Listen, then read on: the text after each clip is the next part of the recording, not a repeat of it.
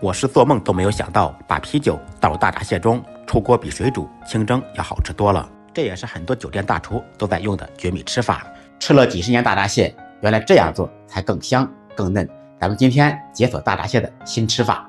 吃大闸蟹就要选择品质比较好一点的。农历金九银时也是大闸蟹最肥美的时候。收到货以后，先检查一下大闸蟹是否是鲜活的。如果是死蟹，就不要吃了，联系客服赶紧退掉。这个季节的母蟹肚子都是圆鼓鼓的，而公蟹高多肉多，非常健壮。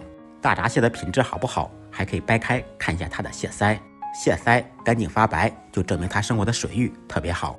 首先把大闸蟹简单刷洗一遍，全部处理好以后，肚皮朝上放入锅中，这样可以防止在煮的过程中蟹黄流出来。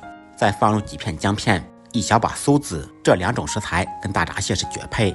接下来倒入一罐喝剩下的啤酒。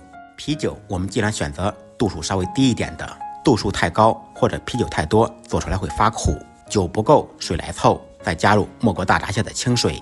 先开大火把水烧开，开锅以后转开中火，计时煮8分钟。大闸蟹放啤酒煮，不仅可以去除大闸蟹的土腥味，而且啤酒的麦芽糖还可以使蟹肉更鲜更嫩。利用煮蟹的时间，我们调一个大酒店都在用的蟹醋。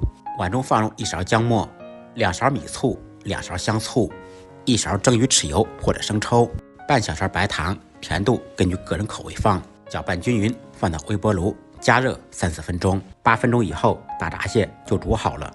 关火，先不要着急捞出来，在锅中再焖上1-2分钟。